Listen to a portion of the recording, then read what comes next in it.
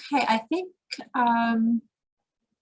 maybe we'll just get started, and as folks continue to roll in, they can get settled, and we'll start a little casually that way as people are coming in and they feel comfortable. So good evening, everyone.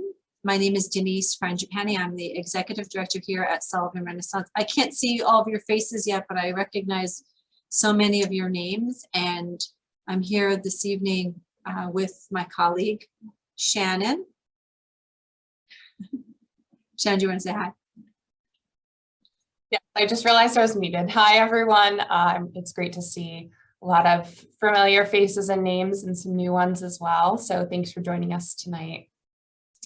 And we also, so Shannon and I are presenting the program this evening, but we are also joined by additional colleagues from our Renaissance team, and Louise Scandariato, our volunteer program manager, is here, and Christy Turbush, our Healthy Community Initiatives program manager, is also here. So you have arrived at the placemaking workshop or seminar. This is a process that is, I love personally the concept and the activity of placemaking, and I'm hoping that between Shannon and I this evening, we can inspire you how this tool can be used in your community or with your project. So much of what we do is actually placemaking, and it's unintentional. We don't even think about it until after the fact. So we're going to talk a lot about what the process is, and then actually look at some examples already here in Sullivan County, and then talk about how we can help if you have this type of an interest in your community. So maybe if folks are comfortable, we can just do a quick round robin and just say hi and where you're from. It's always nice to know who's in the room, even though we can kind of see names in the Zoom. And we like to keep our seminars somewhat informal, so it's friendly here. I guess the best way I found to do this is I can just go through. It's alphabetical. It always works out that way in the participant list. So and I do it by first name. It's easier that way. So Frank. Hi. I'm here for real. Hi, Frank. Hi, folks. Hi, Frank. Frank DeMeo, Town of Liberty Supervisor here. Hi, Frank. Thanks for joining us. And then I see we have Freda.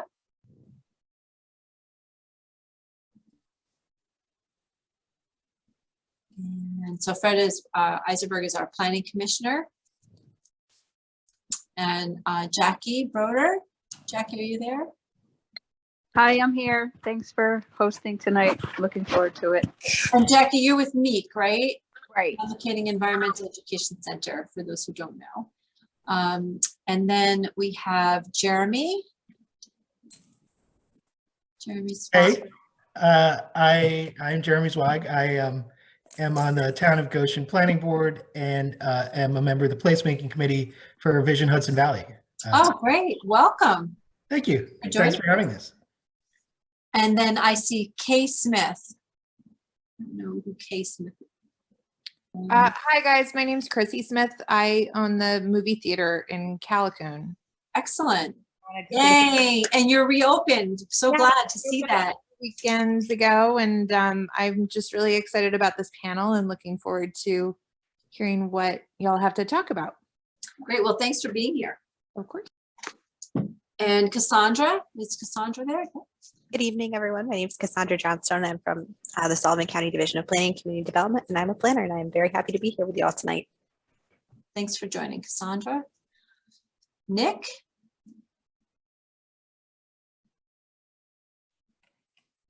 Nick is there. Okay, John, Fournier, did I say that right? Yes, you did. How you doing? Good, thanks for joining. Where are you from? I'm from Mamakating Township, ZBA. Great, welcome. And let's see, continuing, we have Rose. So, my name is Rose. I'm the I have a project. I'm restoring an old hotel and retreat in Parksville, New York. Great, thanks, Rose. Thanks for joining us. Thank you. I see Sue. I see a familiar face. Sue Ann. Wait, well, we first have Sue Ann, then we have Sue Bodenstein. Sue Ann? Hi, everyone. I'm Sue Ann Boyd, and I'm here in Sullivan County working with Cornell Cooperative Extension. Hi, Sue Ann. And Sue Bodenstein. Hello, everybody. Thank you for doing this tonight. I'm the president of GEMS, which is the beautification group in Jeffersonville, New York, and right around the surrounding areas, and have the Secret Garden gift shop in Jeffersonville also. I think I know most of you peoples. So it's good to see everybody. At least we're going onward with everything now, correct? Yes, good to see you. Yes, for sure. And I see we have Dr. Sean Walk-Hardy. I see he's here. Maybe he's stepped away. Oh, there you are.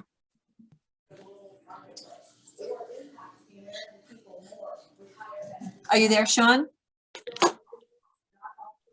This is Kathy Rappaport. He sent the link to me, so it might be showing Sean under, I'm on, but it's really Sean.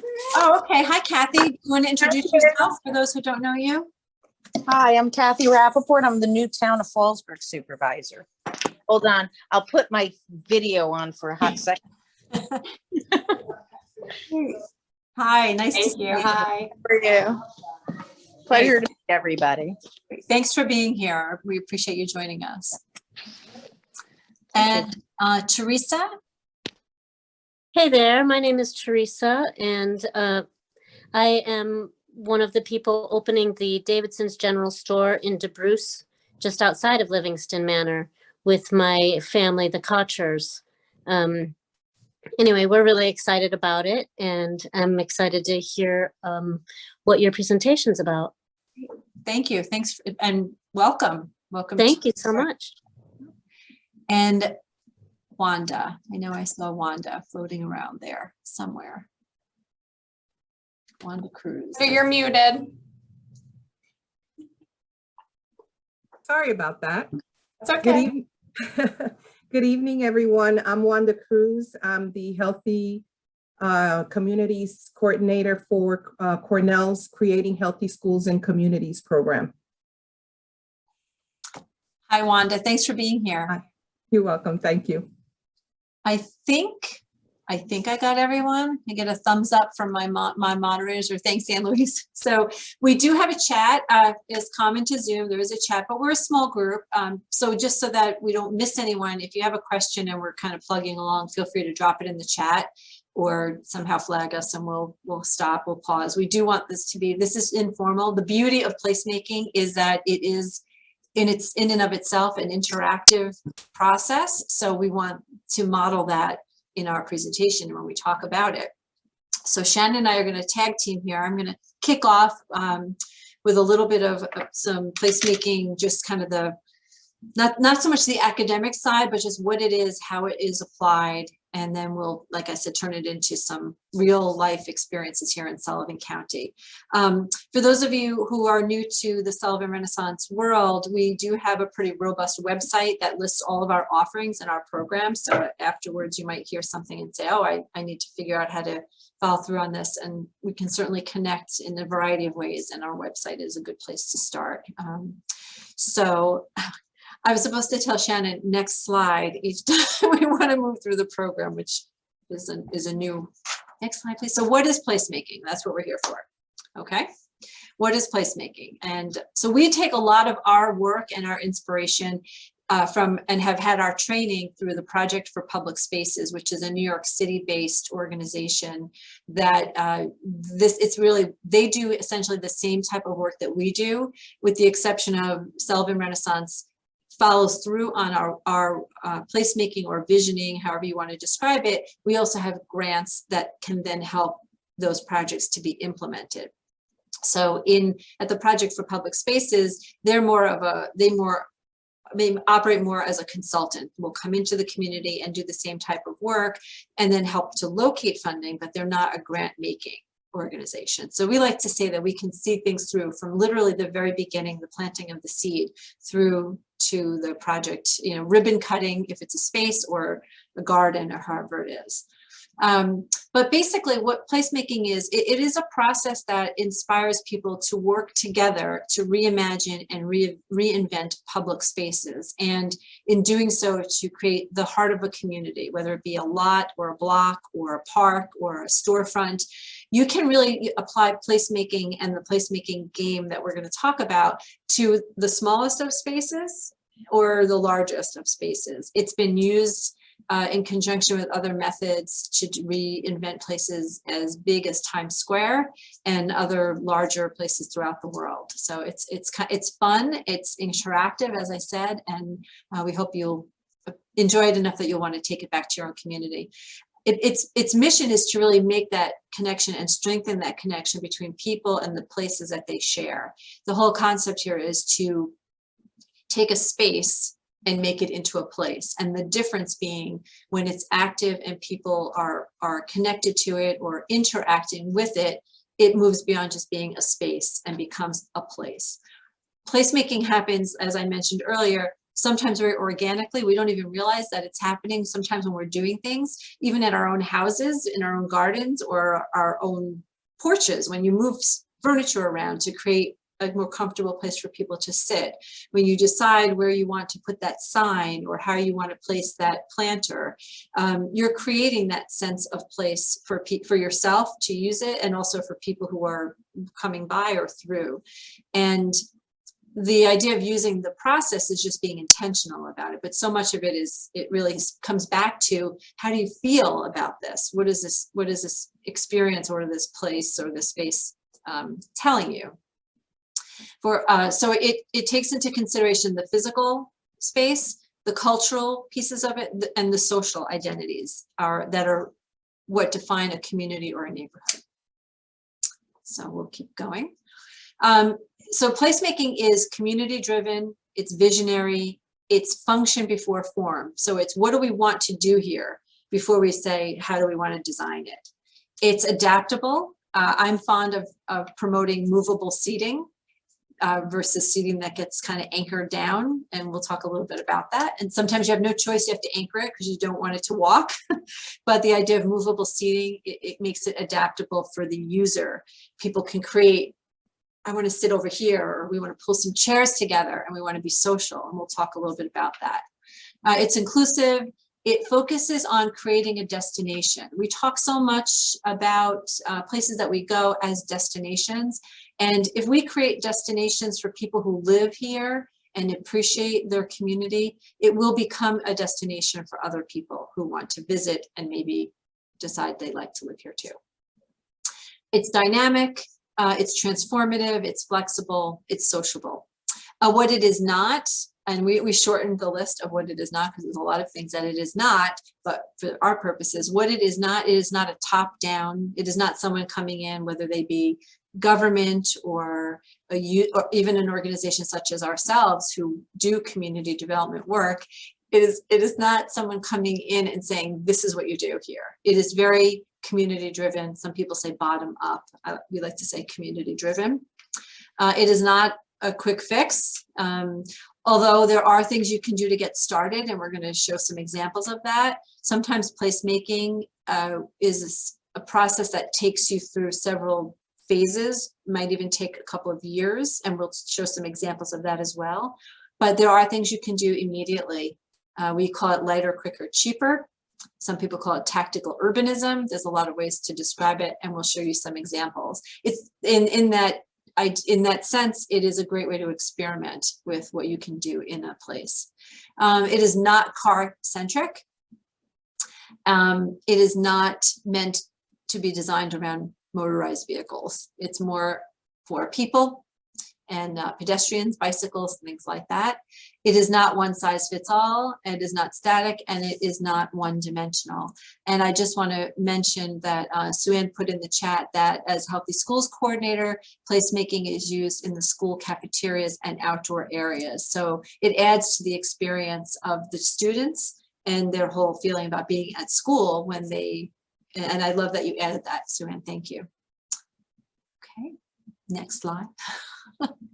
So this is the wheel. This is kind of and we have these handouts available. We can share with you. Again, we take this from the Project for Public Spaces. The wheel divides placemaking up into 4 areas. So you have the place, and we look at it from 4 different perspectives. We look at it from the perspective of sociability. Is it social? Use and activity. What's happening there? It could be, we call it activating a space, but what is it used for? Comfort and image, and that speaks to many things. And then access and linkages. How do you get there, and what is it connected to from that space? So we'll dive right in with sociability. So it's when people see friends, meet and greet their neighbors, and feel comfortable even interacting with strangers, they tend to feel a stronger sense of place or attachment to their community. So when you go to a park, or you go to a farmer's market, or you may go there and you might see people you know, or you might see strangers, but there's a sense of being there and being able to acknowledge even a stranger that makes that place feel more like your place, like a common shared place. So when we talk about sociability, there's questions that we ask ourselves. Is it a place that you would choose to meet your friends? Would you say to your friend, meet me at the whatever? Is it that kind of a place that you would feel comfortable and good about meeting people there? Are people using it? Are there groups of people there? Are they talking to one another?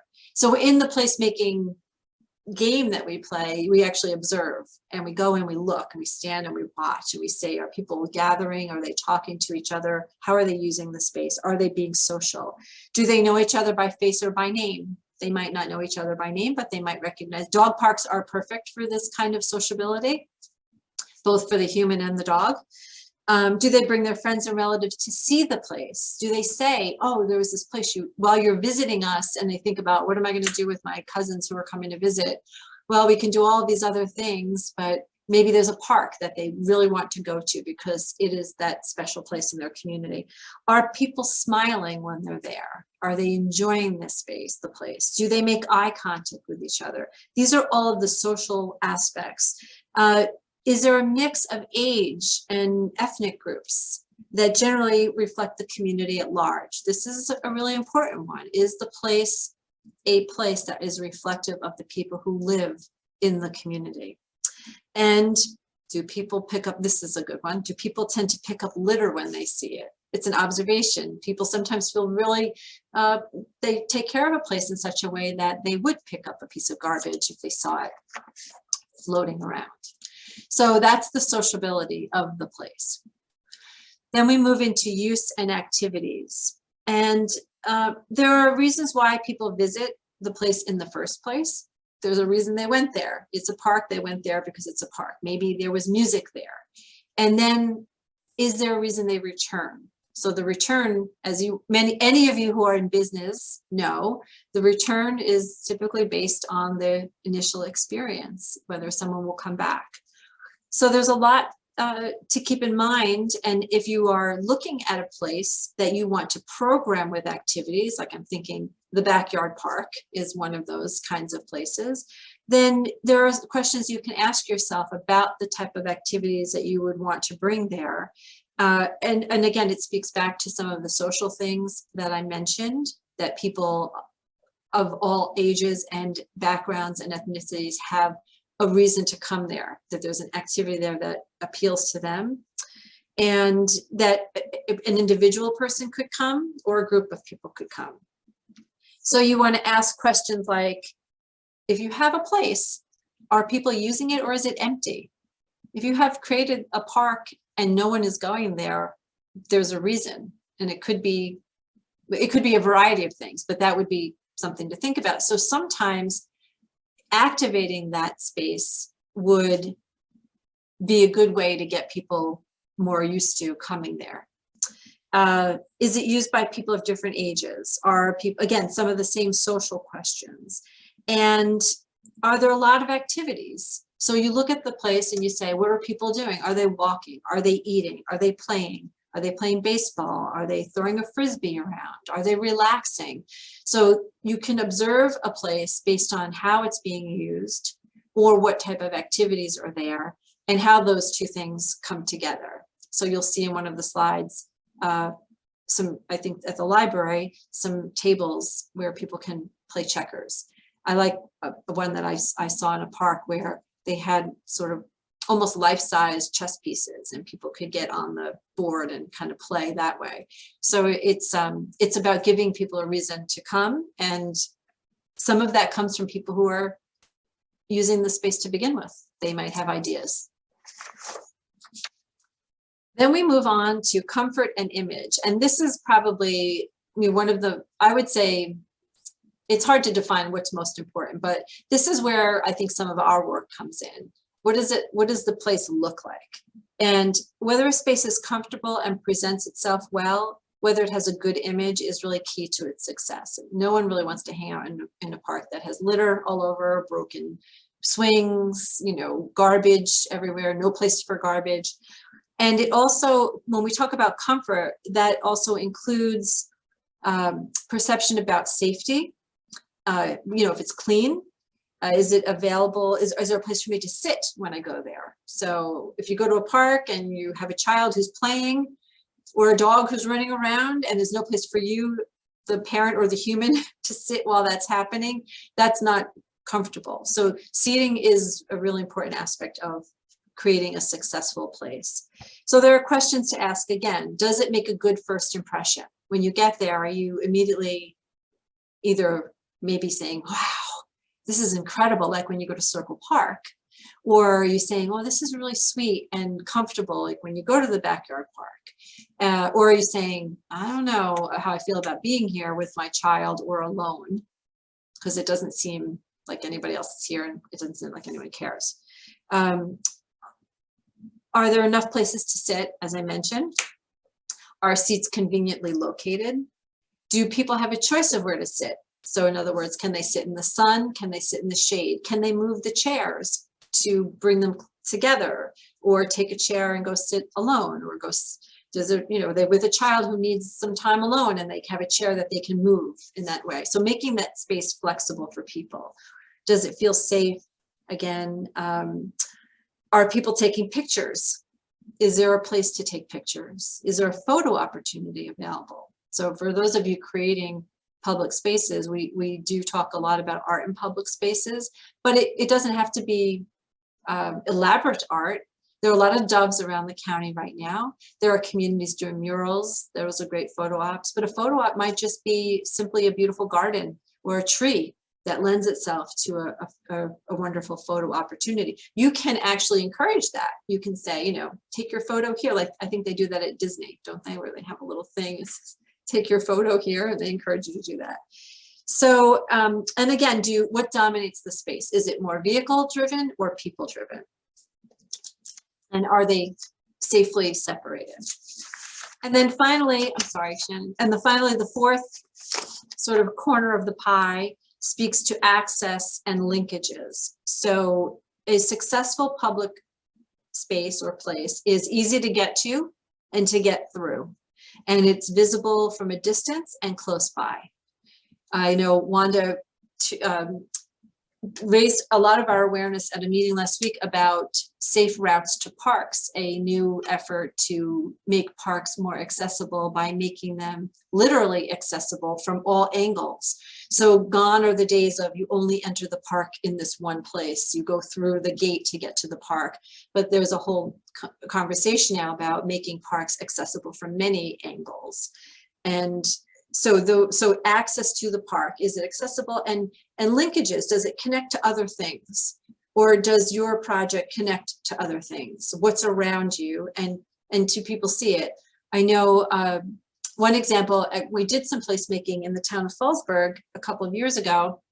This was several years ago. As Kathy said, she's the new supervisor. She's catching up right now. But so this was probably almost 10 years ago, I think.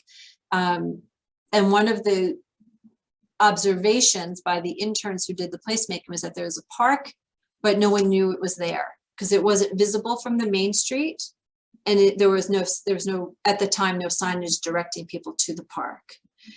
You could say the same of De Hoy's Park in Monticello, because it really is someplace you have to drive to. So it's not really visible for people. You have to know it's there, or you have to see the sign on the road when you're driving by that says it's there. But that is being worked on in different ways, so people have more ways to get there by foot. So those types of visual cues and, you know, community knowledge, people knowing that it's there, and what we call wayfinding to get people there. Is there a good connection between the space and other things around it? I think the library is a great example of linkages to the main street. And also, can people walk to the place? Again, do they have to dart in and out of traffic to get there, or is it safe? Do sidewalks lead to the place or to some adjacent area?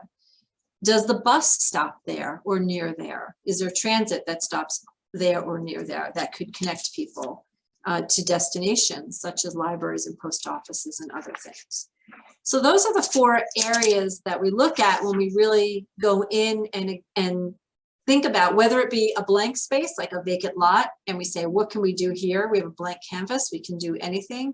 Or if we go into an existing space and say, how would we enhance the space or improve it if needed by using some of these tools to help us consider where we might invest our work. So I'm gonna pause for just a moment, and before we look at the place game, and just see if there are any questions from the group. I know Wanda put something else in the chat. I want to just address it. In addition to a destination, it's a safe path toward a destination or connection that can also provide rest. So in addition to getting there, a safe way to get there is also important for the linkages. Thank you, Wanda. Any other questions before we look at the game? So unfortunately, we're in a Zoom setting, and had we had the opportunity to do this in person, we would have actually done some of this work and actually gone and done the game. But the placemaking game is we have permission to use this, again, from the Project for Public Spaces. We have used it in several communities. We used it in Liberty several years ago in 2012. We used it in Fallsburg a couple years after that, maybe before that or after that? After the year after, I think.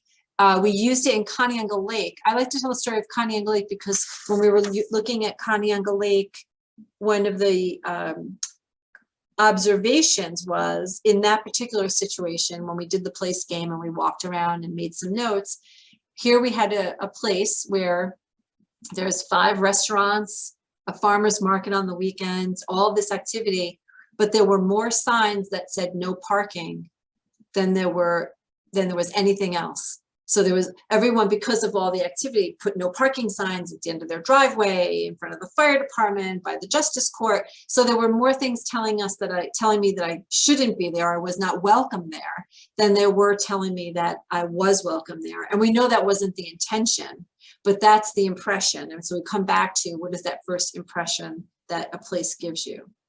So the placemaking game is actually an activity where you go with a piece of paper and a clipboard and a pencil. You see it on your screen, and you actually rate the place based on those 4 areas that we just talked about. You can do this with a storefront, with a park. I just feel like I heard myself talk back. An echo. You can do this in any defined space. It doesn't have to be too elaborate.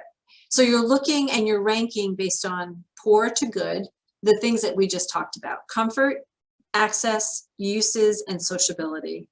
And then you ask some questions. What do you think? What do you like best about this place? So you can ask those questions of yourself, or you can stop someone on the street and ask them what they like best about it. List things you would do to improve the place that could be done right away. So we're just looking now. We don't know who owns what or controls what. This is the opportunity to throw everything against the wall and not worry about those things we said. Placemaking is not regulation, all those things. This is a chance to brainstorm and say, what would I do to improve this place? And then what could you do right away that wouldn't cost a lot? And what changes would you make in the long term that it would have the biggest impact? Then ask someone in that place what they like about it and what they would do to improve it. So you can give your own observation, and then the whole idea was to actually find someone on the street and say, what do you like about this park? Or what would you change about it? And then you start thinking about who could you work with? You know, that's the typical visioning process. Like, who could we partner with to really make this happen? And so that's the placemaking overview and the approach to what you can do to actually implement it. There are a lot of ways to look at placemaking. We look at placemaking as well through the lens of health, which is a lot of what our partners at Cornell do, both Sue-Ann and Wanda. What makes a place healthy? We do placemaking for healthy communities. It's basically the same approach, but just thinking a little bit more about health, whether it be physical or social health. And it is a great way to pull a collective vision together and then launch a program or a project. And so the placemaking process could be the foundation for then an application to get things started. There's also ways to do it, like I mentioned, lighter, quicker, cheaper, where you can start small and you can do things that don't cost a lot or change too much. And I think Shannon's going to talk a little bit more about that in her part, just to sort of experiment with what is possible and build the case for the fact that the world did not stop turning on its axis because we put a container of flowers at this intersection or whatever the case may be. So there, I will turn it over to you, Shannon. Thank you. Of course, thank you. Okay, so good evening again, everybody. Thank you, Denise, for that deep dive into the concepts behind placemaking. And now for the second part of the presentation, I'm going to show you a variety of projects in and around Sullivan County, which kind of illustrate these concepts in real time. I do want to emphasize, like, some of these examples, of course, showcase placemaking really completely in a lot of ways, and more traditional ways that Denise just talked about, but all of the following examples, no matter how small they might seem, really incorporate these elements and concepts of placemaking into these projects. So again, like Denise said, this lighter, quicker, cheaper, you know, you can start small, you can phase a project, you can start with, you know, none of these projects happened overnight. You know, they started with a new sign or a planting or a small garden or a mural or something, and then grew from there. So I think that's, you know, that's a really important part of this piece. So where can placemaking happen? Placemaking can happen pretty much anywhere. So from an entire vacant lot to just an empty wall in a downtown, and pretty much everything in between. You can really, again, incorporate these ideas into your business, into your neighborhood, your storefront, or community in some way, shape, or form. So we're going to start with the big one, which is a vacant lot, an entire vacant lot. I want to note too that placemaking can either be permanent or it can be temporary. It doesn't have to be, you know, permanent entire park redesign. It can be something that's just a pop-up event for an hour, for a day, for a week. You know, there's so many possibilities. So we're starting at E.B. Crawford Library in Monticello, and I know Mary Page is on the call, who is the librarian at E.B. Crawford Library, and really saw to all of this project. So I think she came on after we kind of did our round robin, but Mary Page is here. And this is one of those examples that I mentioned of like total placemaking. So when the library moved to its current location in Monticello, down the street from where it was before, they really decided to capitalize on this vacant lot that was adjacent to the building and really turn it into this incredible dynamic courtyard. So I know Sullivan Renaissance was involved a lot with this from the get-go too, helping with the design process and funding a lot of pieces of it. Some really great things about this space just off the get-go. I mean, you can see so many things here. There's multiple accesses here. So you have the access under the archway, you have the access by the chairs, you have the access by the parking lot in the back. off of Prince Street. There's not a single empty wall in this space. There's the checker spaces on the table to play checkers. They really embraced every part of this space to create a warm, inviting, and themed courtyard with book motifs throughout. I mean, they have the book entryway. There's the Vera Story Garden. On this, they did an upcycled roof tile project that they decorated this fence with, and there were some hanging plants there as well, some vertical plants. So that's a really cool project. And here, this is a piece in the back, the Vera Story Garden with these chairs and stools. And again, they can do readings there outdoors when it's nice. So just a really, really dynamic space. Mary Page, since you're on the call, did you want to add anything about, the story behind this space and how you guys, not to put you on the spot, but how you guys, came to this really great space? Well, like you said, it was a long story and you guys were so integral to it. We did, what do they call them? There was this fancy name for the community meetings we had with people to find out what they wanted, a series of them. And we're still working on it. That's why I'm here tonight, because I'm like, we have that mural and I'm like, we need to have it make sense. Like we need something to explain what it is. People look at it and say, what is this? And they don't know. So we need some kind of a thing. So you guys, I always come to you for help with stuff because you have all the answers. But yeah, things just kind of, it's been, we've been there 6 years. So this has been a 6-year process. So, take your time, think about it and see what evolves. Like you're saying, some things work, some things you want to work on or tweak, and yeah. Awesome. Thank you, Mary Page. And I like what you said too about, there's still stuff that you want to do and more that you want to do with it. And that's such a great point, because placemaking is not a goal, but a process. So it's never going to be complete. You're never going to say, we did it, we did placemaking and we're done. It's kind of an ever happening dynamic process, and you're always adding to it, you're always improving or adjusting based on the interaction that people have with the space. So thank you. I'm glad you were here to talk about that, because it's a great example. Thank you. So on the temporary side of vacant lots, again, a temporary pop-up style event can really launch the transformation of a site. It can encourage people to kind of reimagine or see a place in a new light. I think sometimes, like when you look at a parking lot, you're like, this is a parking lot, what else is it going to be? And it's kind of hard to envision that. So in response to that, in Monticello, another project down the street from the library in Monticello was Sprinkler Beach. This was a really fun pop-up project. Again, it was temporary, but it helped kick off that process of re-envisioning what's now being called North Street Commons, the series of parking lots across from the government center and behind Broadway in Monticello. A ton of organizations got together on this one to create this multi-dimensional space for the day. It was painted like a beach, as you can see in this aerial shot. They had, Cornell Cooperative Extension was there with healthy snacks.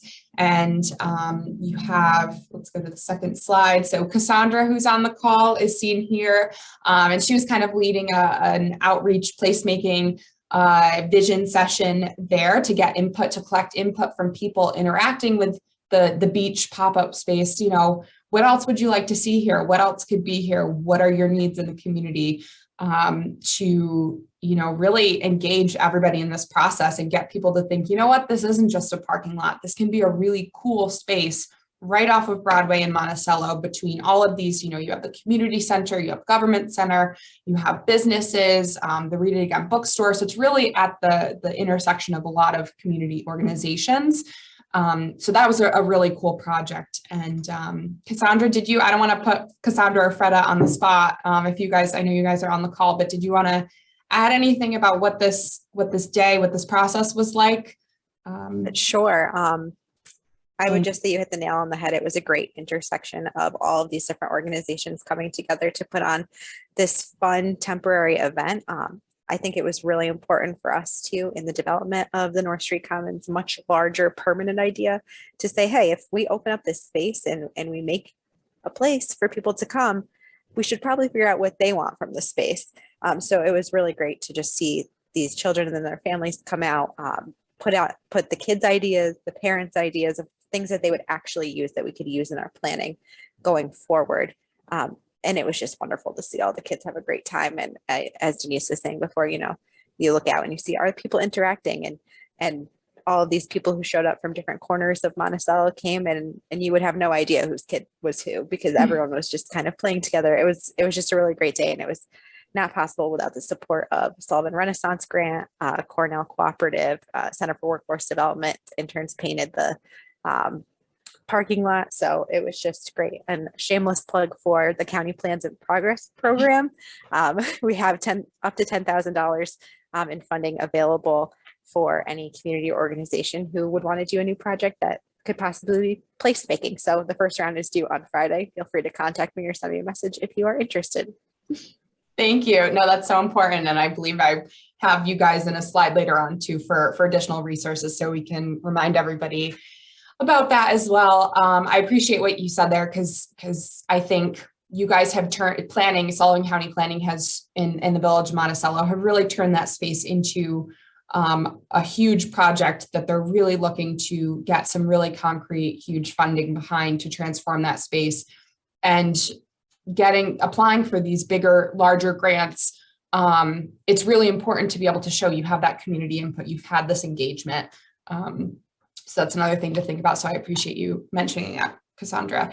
And this brings me to another note. So if you have an idea or a vacant lot or an issue and you have no idea where to start, like, we can help you start from square one. So we're happy to lead, whether it's a formal visioning session or an informal one, like Cassandra there, you know, collecting information from people throughout the event.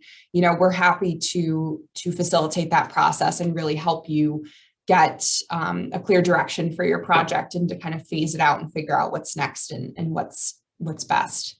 So thank you, Cassandra.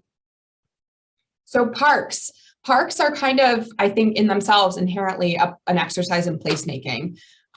They really are kind of that intersection of, you know, the activity, the activity and uses piece of placemaking, the sociability piece, and the comfort piece, kind of all rolled up into one. Project that we really love here at Sullivan Renaissance is Circle Park in Lumberland. That's through the town of Lumberland Parks and Rec. They've really done an incredible job with that space. They have a, you know, beautiful entrance, of course. It's very attractive. I don't think there's ever been litter seen there, because people pick it up as they're walking through. You know, there's a sense of stewardship in the community. So even though it's not necessarily on a main street in a downtown, you know, it's in a very rural area of Lumberland, but, you know, people who go there take ownership of it and take care of it. And I think that's a really great sign of a place. Again, you know, they have the Dove there, they have all of the play areas, the activity, but then they also have gardens and benches for, you know, parents to sit who bring their kids or to walk around and interact with the space. So again, really great example of putting a lot of pieces together into a park. Neighborhoods. So again, as you walk off of Main Street, you enter neighborhoods, and placemaking can happen here too. One of our favorite events here at Renaissance was Rock the Block. We did this event in summer of 2019. And then of course, you know, with the subsequent pandemic, it's been, you know, we weren't able to recreate it again yet, but we have done some similar things.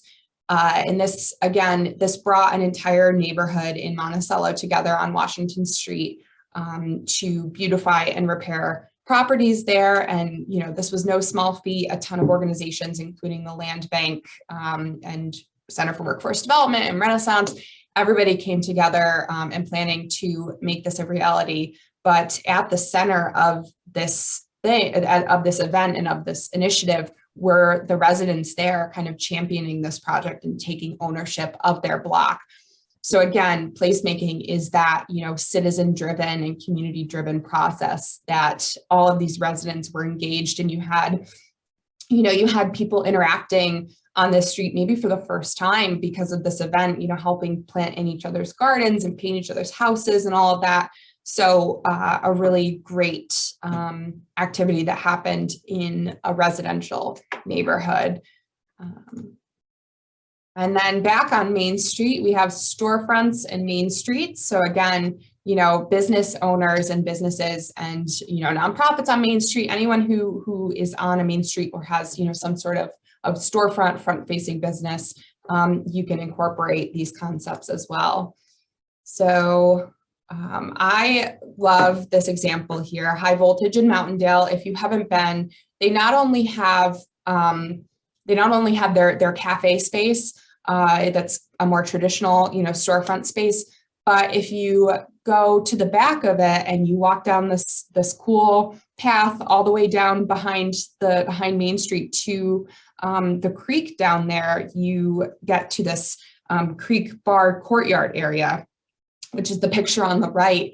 And sociability, I would say, is like the highest priority here. And in all these examples for businesses that I'm going to show you, High Voltage has this incredible creekside space that you can sit in a variety of different places. They have all sorts of different seating options. It's pretty much all movable. You can order food from different food truck style vendors there. You can listen to live music, sit around a fire pit. It's kind of almost communal in a way. So, you know, it's not like you're not making a reservation for 4 and going and sitting at your table of 4. You know, you're sitting around picnic tables, around a fire, around, you know, along the creek, around the music. So there's so many opportunities for interaction and activity in this space. So it's just a really, really unique space. And this was funded in part by our business assistance grant program. And that is a great program for business owners to utilize to help with curb appeal, with creating these outdoor spaces, especially with COVID. Outdoor seating has become even more important. So kind of, you know, helping you figure out the design of that outdoor space or how you want to create it. We can help you with that. And I want to mention Carmela, who's not on the Zoom right now. She had some technical internet issues tonight, but Carmela leads our business assistance grant program and our beautification program, and is definitely the person to talk to for if you're interested in one of these projects. Going up to the northern part of the county, in Livingston Manor, we have the Walk-In, which is a newer business on a corner in Livingston Manor. Again, here the sidewalk there is brand new. It's always clean and clear of litter. There's a garbage receptacle. There's movable outdoor seating. And it's very clearly marked with the entryway. And then also the Junction in Roscoe, which is another relatively new business. They have, this outdoor seating, but they also have these umbrellas. So you have, an opportunity for shade if it's sunny, so you can kind of it's a bit more comfortable than if you're just exposed totally to the sun. So again, keeping things like that in mind when you're designing an outdoor seating space to make sure that your customers are going to, be comfortable and have ways to interact or move within the space comfortably. 2 more, we have the Tustin Cup in Narrowsburg.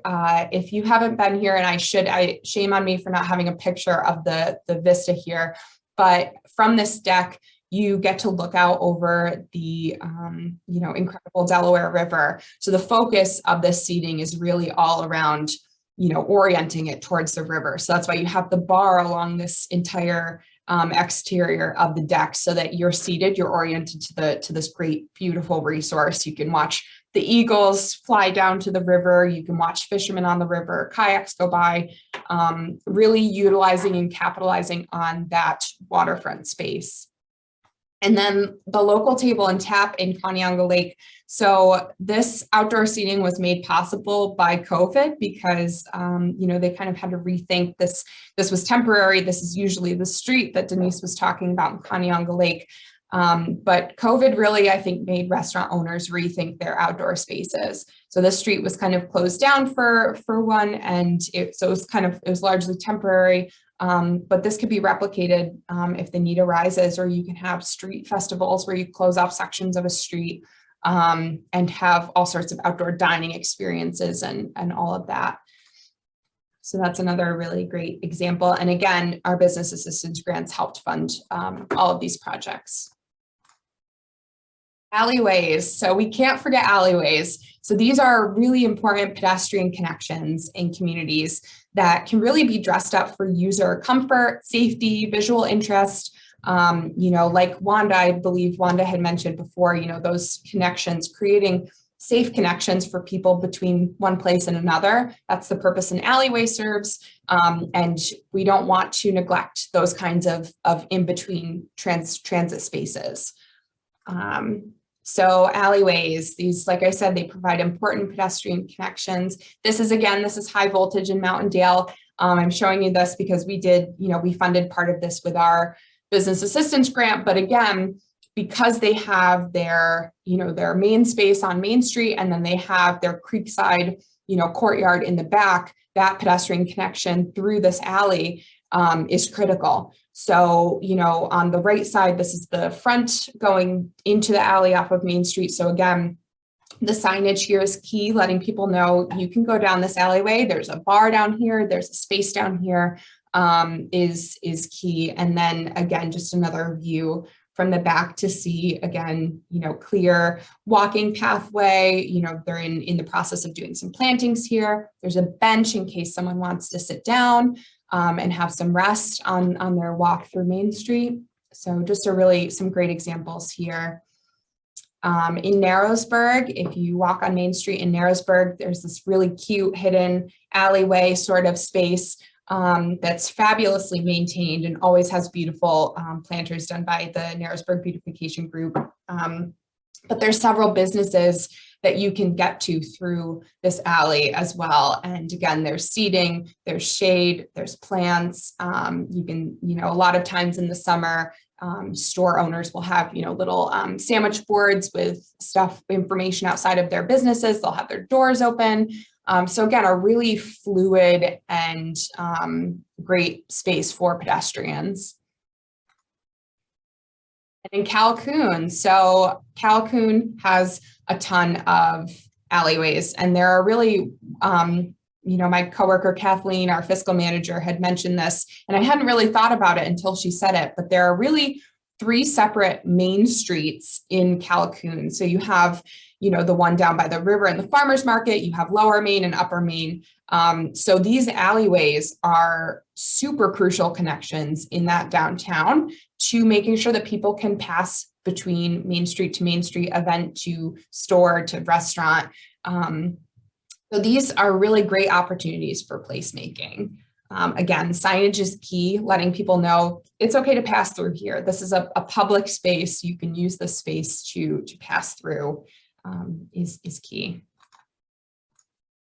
Waterfronts, again, I know I mentioned this with the Tustin Cup orienting and capitalizing on that waterfront, but Sullivan County is home to so many bodies of water. I mean, you have the Upper Delaware River, you have the Beaver Kill and Willow Weemock, you have the North Branch Creek, you have all of these communities here, the Neversink, you have all of these communities here that have access to lakes, streams, or some sort of body of water. So it's really important to capitalize on that when you can.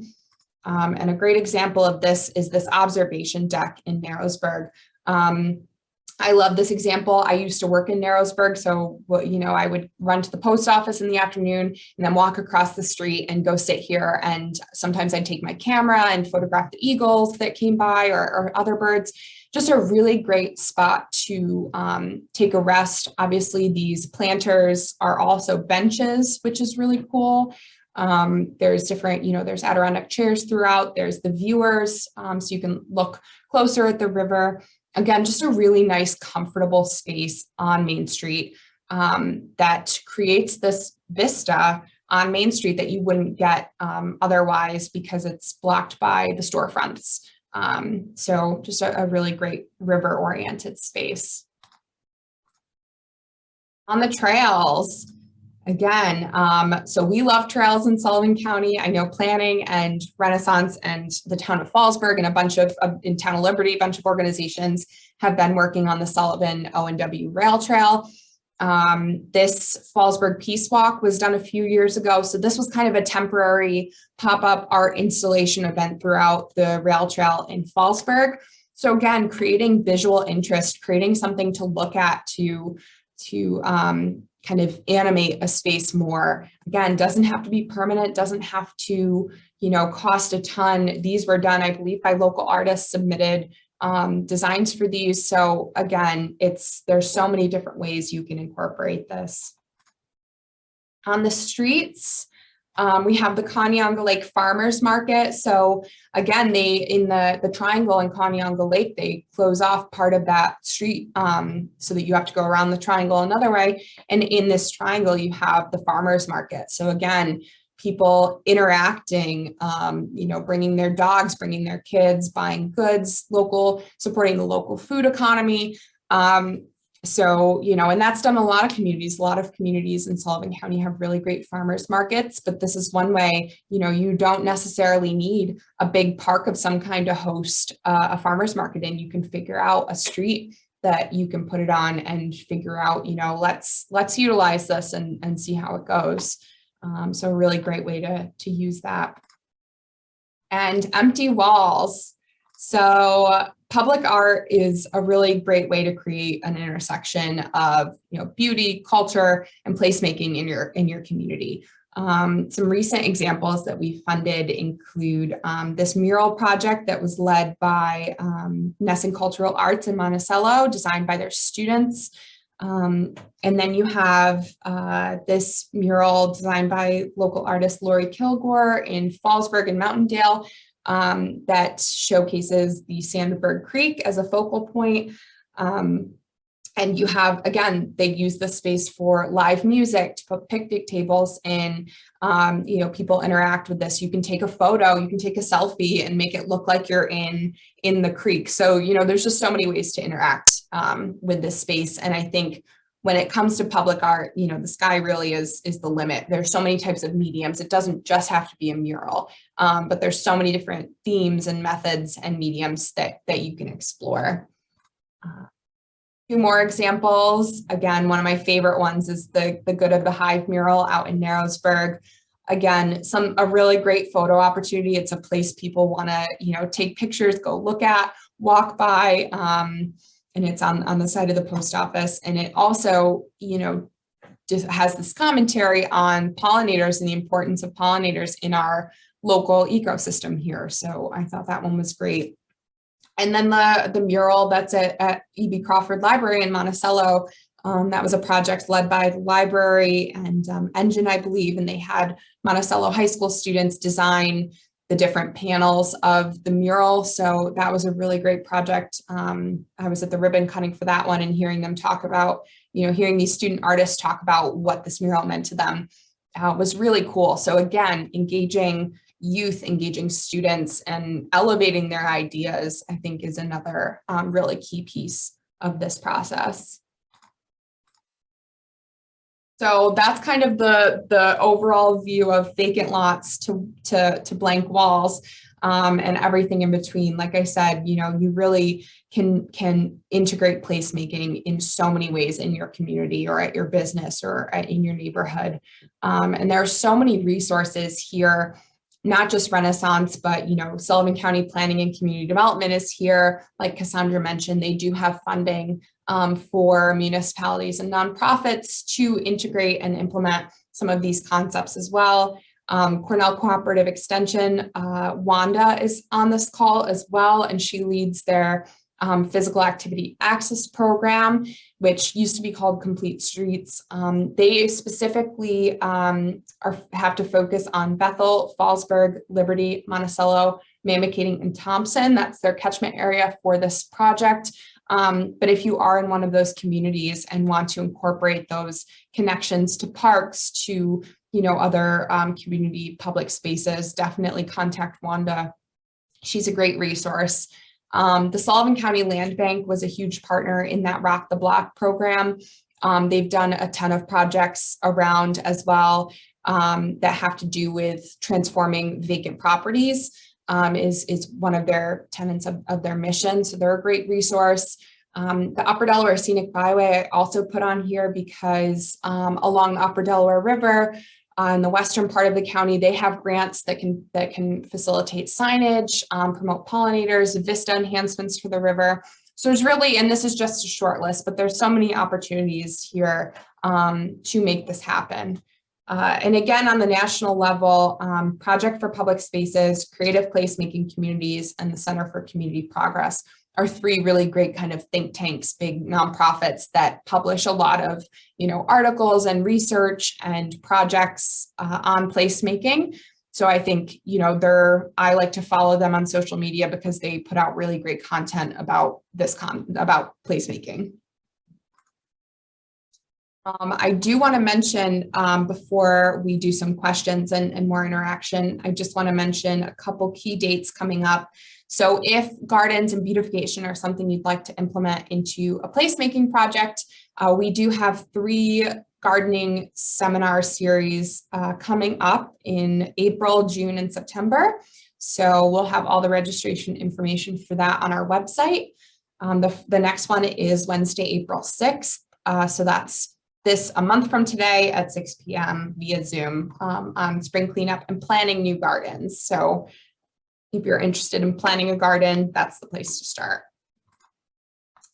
And then also I want to announce that we are hosting David Cayley and the Trailtown program to host a Trailtown conference here in Sullivan County.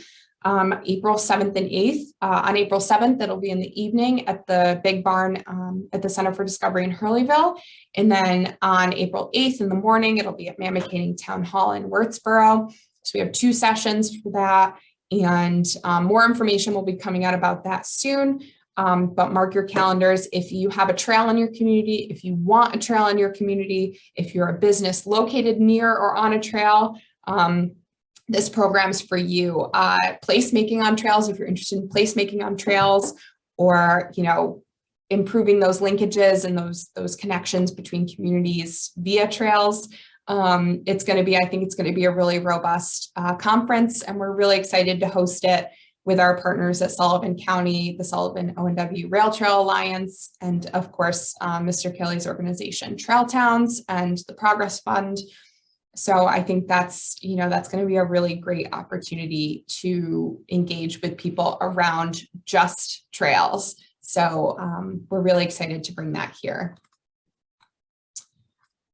And I do really want to, we can get, there might be some questions in the chat or that people have, but I really just want to thank everyone again for joining us tonight. Placemaking is something that we're really passionate about here at Sullivan Renaissance, and we really want to facilitate more of in Sullivan County. So please don't hesitate to reach out to us with any and every idea, no matter how big or small it might seem. We'll do what we can to work with you and your community to make it happen. So with that, I'll open it up to see if we have questions. And if people want to, you can put them in the chat, or if you want to just unmute yourself and talk, that's good too. Yeah, Denise, it's Yeah. Frank.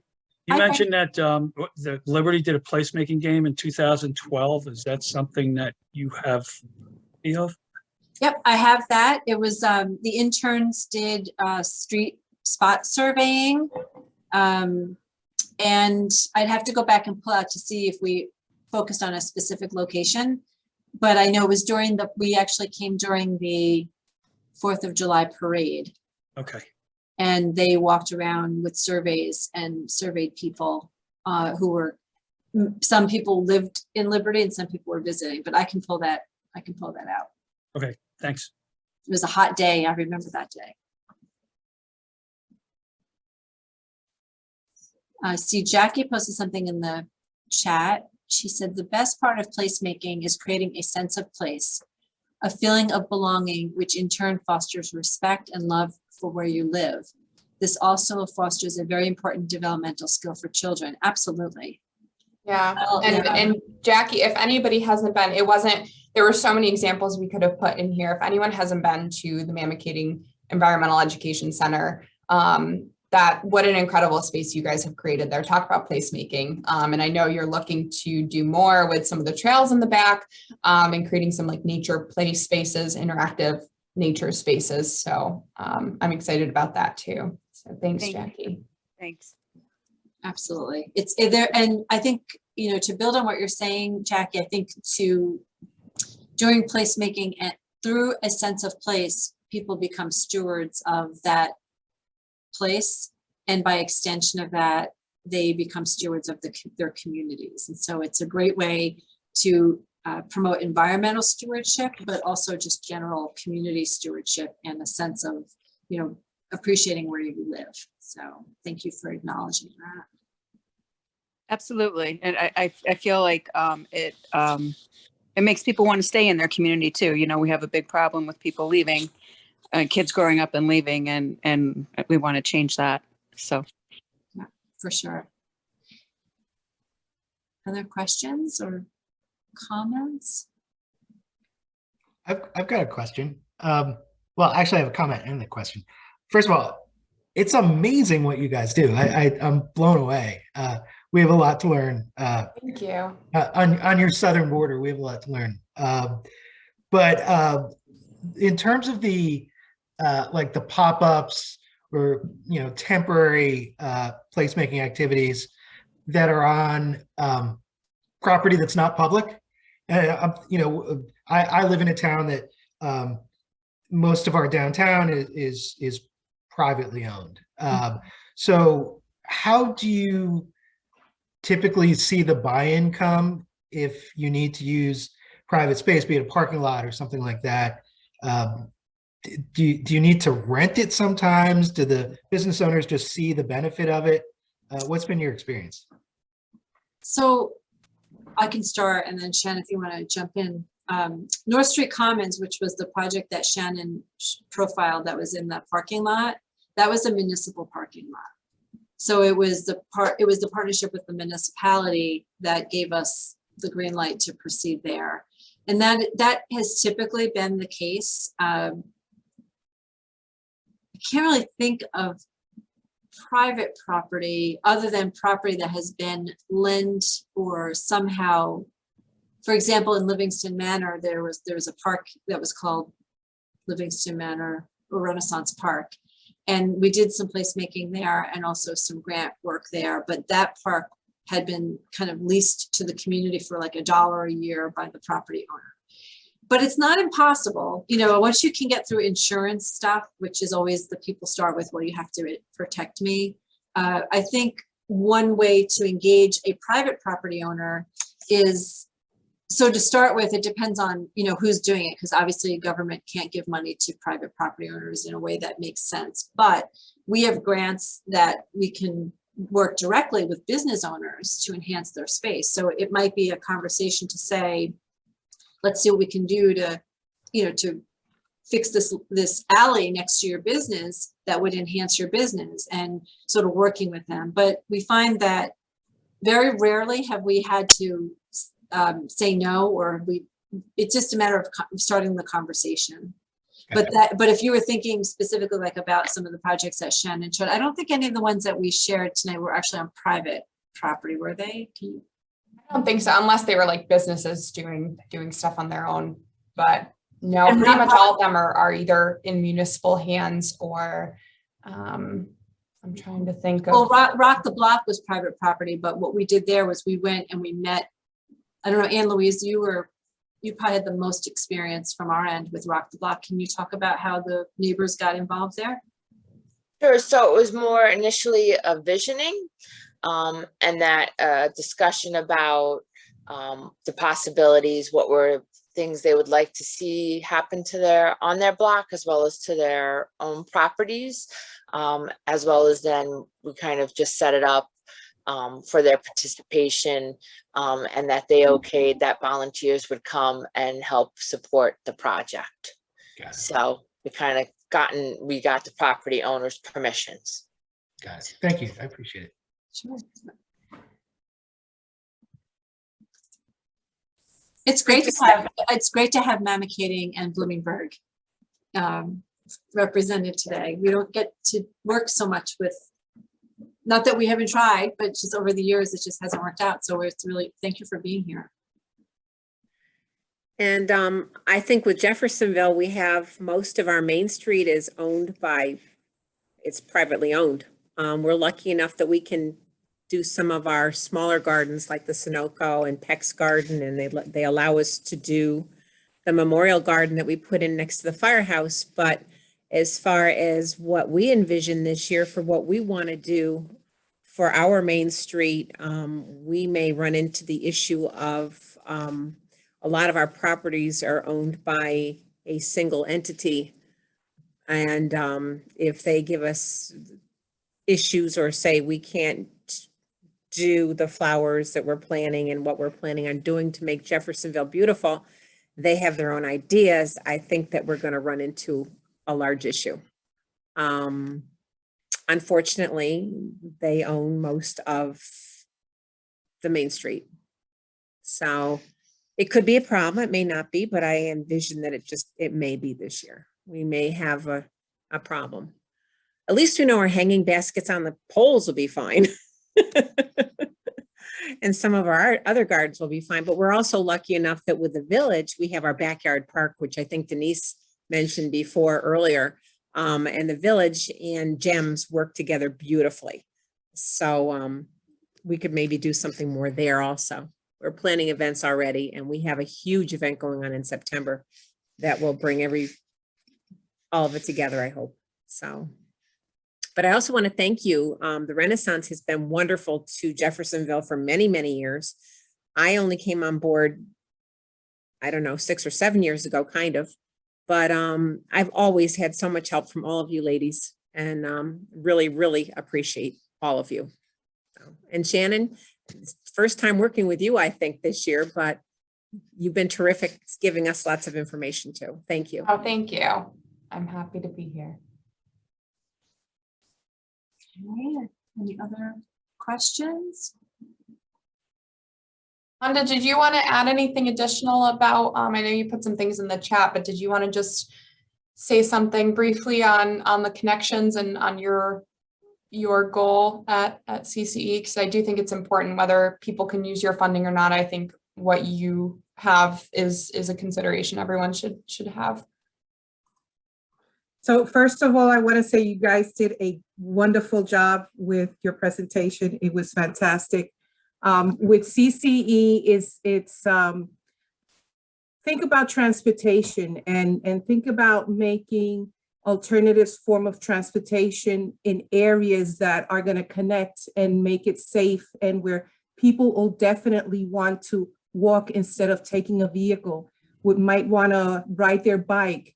So when Shannon, you were talking about the alleys, I was like, oh, it's the alleys are so great because it doesn't only emphasize on walkability and safety, but they're also wonderful space-making areas. Think about it. Where do you want to walk? You want to walk in a place that looks beautiful, that has maybe a bench to sit down just in case you want to rest.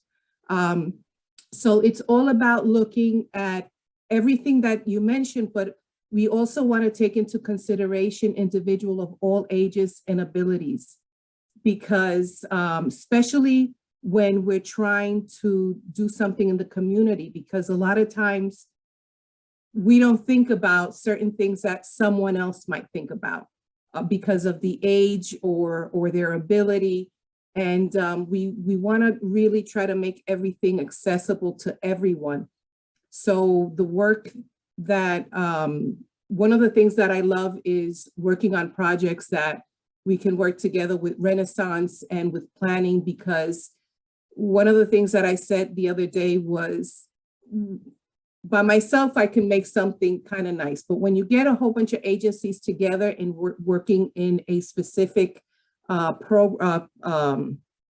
implementation, a site or something, you can make it even so much better.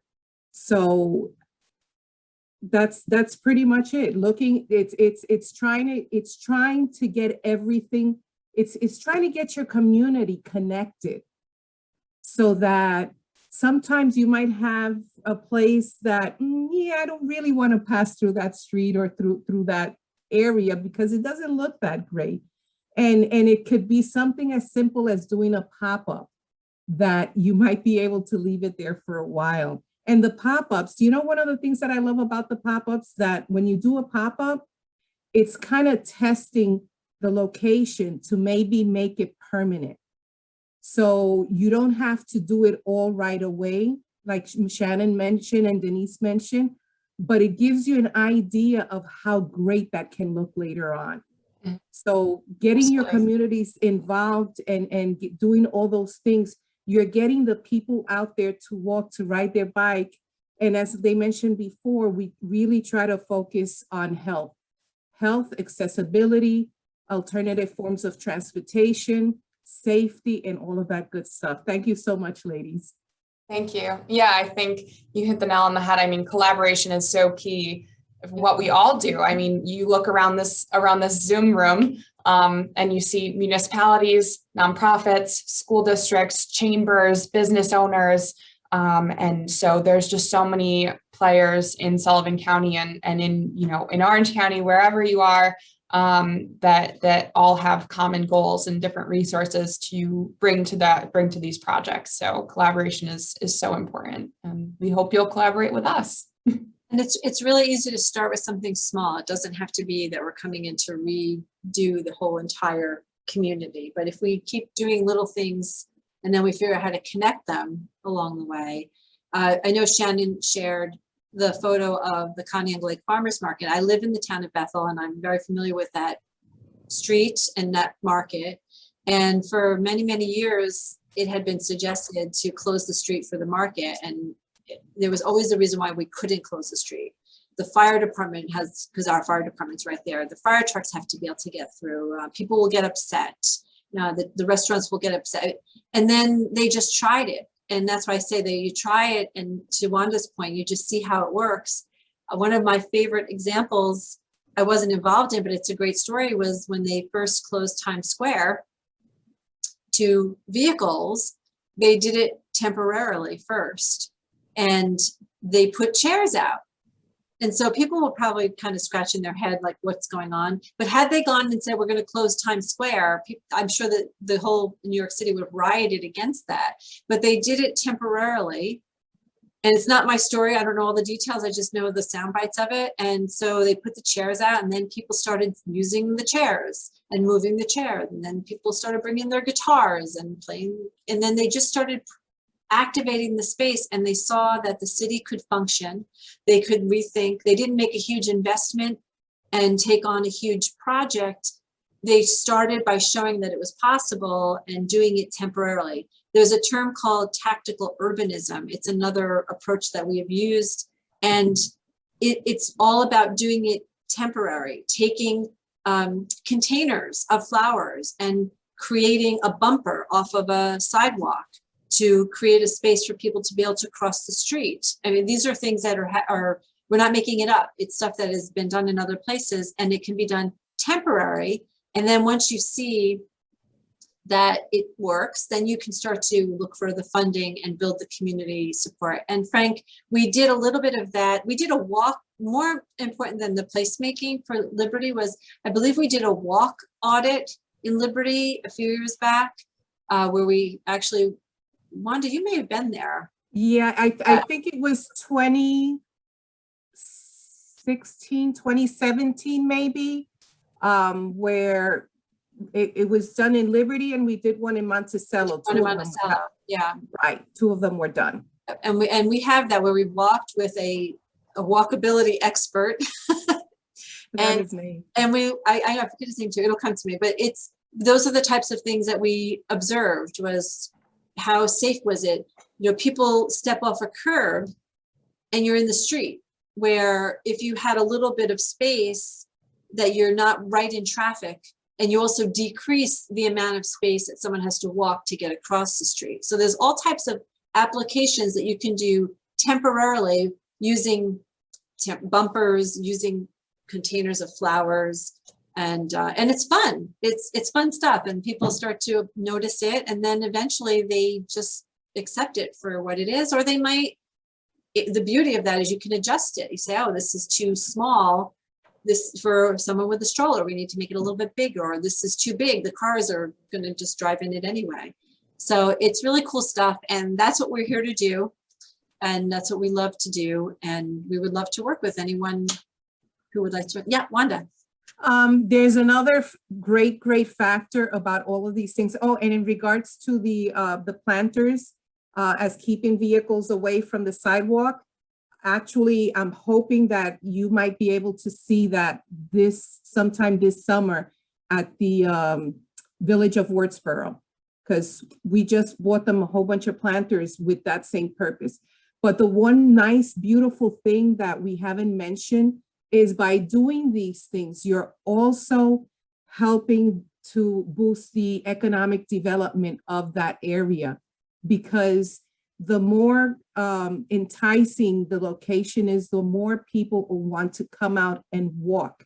And I really want to emphasize on walking, because a lot of times, most of the times people are accustomed of going in a vehicle, they pop out of the car, go straight to the business, and they leave, as if they just parked their car in one location and had to walk. It's not just improving their health because they're doing physical activity, but they're also providing the opportunity of entering other businesses that otherwise they wouldn't even bother to enter. So those are other things that you also want to think about when making these improvements.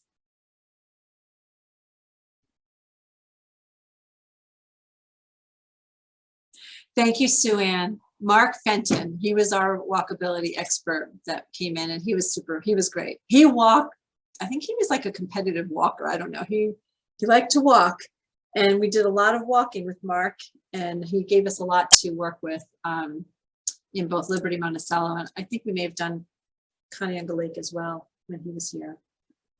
So, okay. Shannon, want to close us out? Yeah, I think that's everyone's questions. And I, again, really appreciate the engagement, the questions, the comments, the thoughts, the ideas.